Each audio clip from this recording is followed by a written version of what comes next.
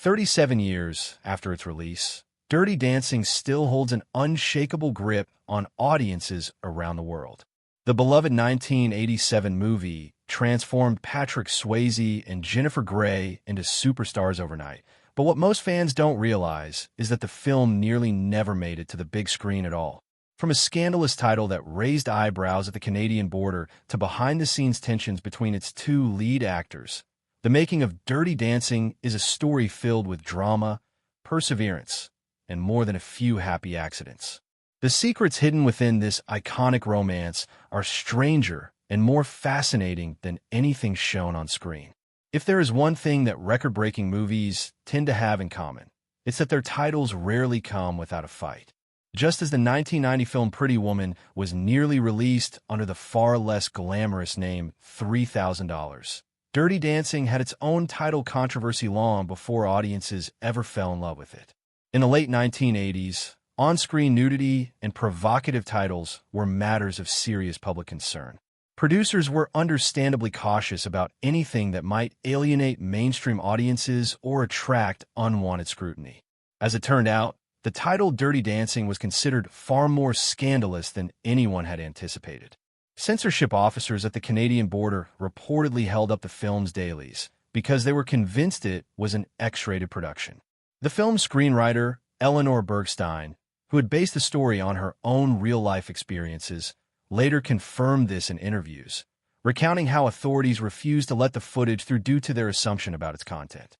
Despite the controversy, the studio stood firm on keeping the title. Patrick Swayze, however, was far from pleased. In a 1987 interview with reporter Bobby Wygant, Patrick openly admitted that he despised the film's name and had actively fought to have it changed. He felt stuck promoting a movie with a title neither he nor his co-star particularly liked. Ironically, the alternative title being considered at the time was I Was a Teenage Mambo Queen, which makes it rather easy to understand why the studio ultimately held its ground. In retrospect, Dirty Dancing was clearly the right call, even if the road to that decision was anything but smooth. It is a common and somewhat thrilling Hollywood tradition to discover which actors almost landed the roles that made others famous. In the case of Dirty Dancing, the casting process was surprisingly turbulent. The role of the brooding, passionate dance instructor Johnny Castle was considered by several notable names before Patrick was ultimately chosen, including Billy Zane, Benicio del Toro, and Val Kilmer. Patrick had an impressive background in dance, having trained at both the Harkness and Joffrey ballet schools, making him a strong candidate from start. Yet his casting was far from guaranteed. In fact, filming had already begun with Billy Zane attached to the role of Johnny. It was only after producers noticed a complete lack of chemistry between Zane and Jennifer Grey that he was let go. The film's director was also insistent on casting performers who were genuine dancers capable of acting, rather than actors who would need stand-ins for the dance sequences. This philosophy ultimately pointed the decision firmly in Patrick's direction. On the other side of the casting table, Jennifer's role as Baby was also hotly contested. Both Sarah Jessica Parker and Winona Ryder had auditioned for the part before Jennifer was chosen. Jennifer was paid $50,000 for the film, a modest sum that would seem almost laughable given the movie's eventual cultural and financial impact. Adding another layer of complexity to the situation, Jennifer and Patrick had previously worked together in the 1984 film Red Dawn, and their working relationship during that production had reportedly been tense enough to make producers hesitant about pairing them again. Despite having prior history together, Jennifer admitted in a 2016 interview that she had been genuinely terrified to partner with Patrick on Dirty Dancing. She described their dynamic as a marriage of opposites. His fearlessness and her fearfulness created an unusual but powerful tension.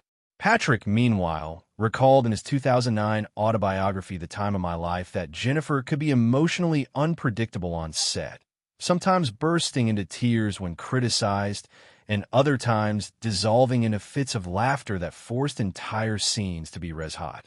What began as friction, however, ultimately became the spark that gave the film its irresistible chemistry. Some of the most beloved scenes in Dirty Dancing were never actually written into the script. One of the most charming examples is the musical montage in which Johnny trails his fingers down Baby's arm during a mambo practice session, causing her to erupt into uncontrollable giggles while he grows visibly frustrated. That entire moment was completely unplanned. Jennifer was genuinely ticklish, and Patrick's irritation at being interrupted was entirely real. The production team eventually res-hot the scene with Jennifer keeping a straight face and, in the process, forgot entirely that the giggling footage even existed. It was only during post-production, when their dance editor discovered the original footage in the editing room, that the moment was reconsidered. The editor, producers, and eventually Patrick and Jennifer themselves all burst out laughing when they watched it back, partly because none of them could even remember it happening.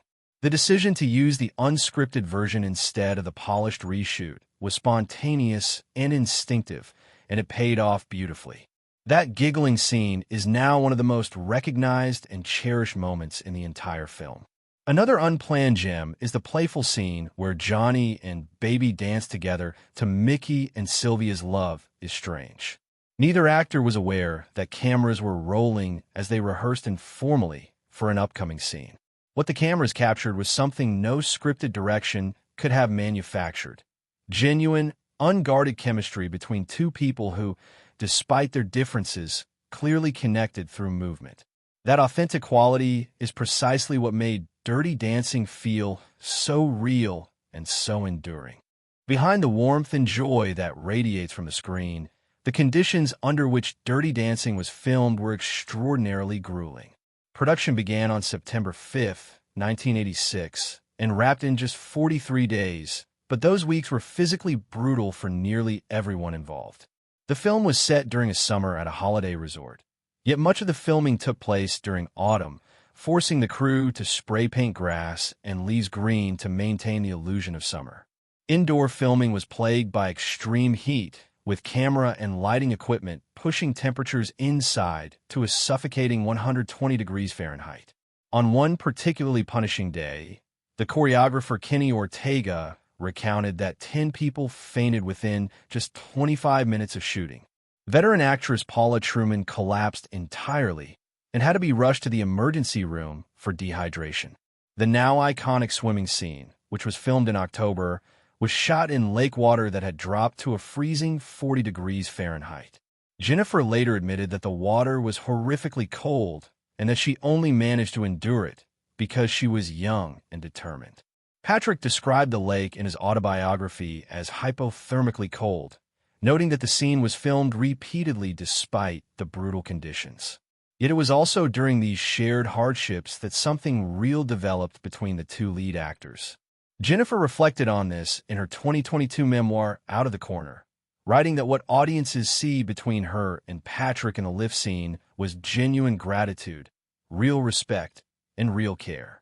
Their suffering became the foundation for something authentic.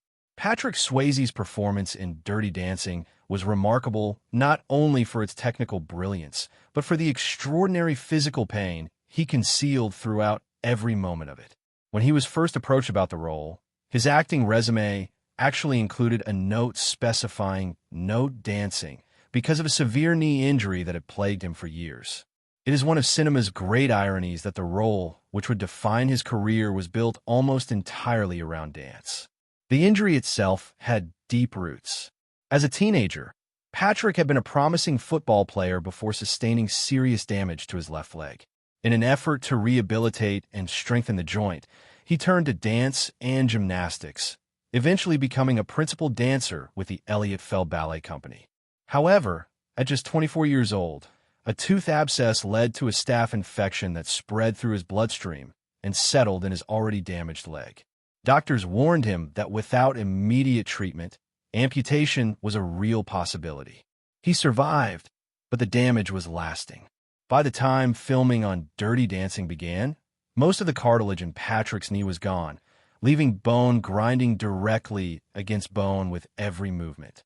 He described lifting Jennifer in the water as feeling like lifting 500 pounds, even though she was extremely light, because the resistance of water placed enormous strain on his already fragile joint. The indoor balancing scenes on the log caused him to fall repeatedly, swelling his knee so severely that fluid had to be drained from it multiple times. And yet, not a moment of this agony is visible in the finished film. His commitment to delivering an effortless, charismatic performance while quietly suffering through every take stands as one of the most quietly heroic achievements in modern cinema. Perhaps the most extraordinary aspect of Dirty Dancing is just how little faith anyone had in it before it became a phenomenon. The script had been rejected 43 times before the small video distribution company Vestron finally agreed to take a chance on it.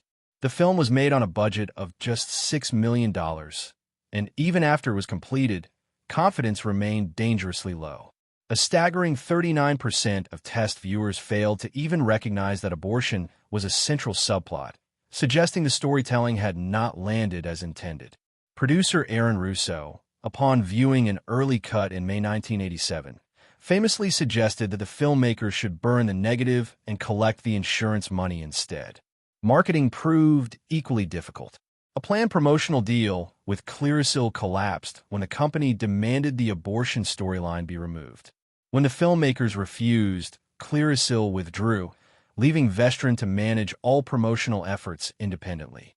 The release plan reflected just how little faith the studio had.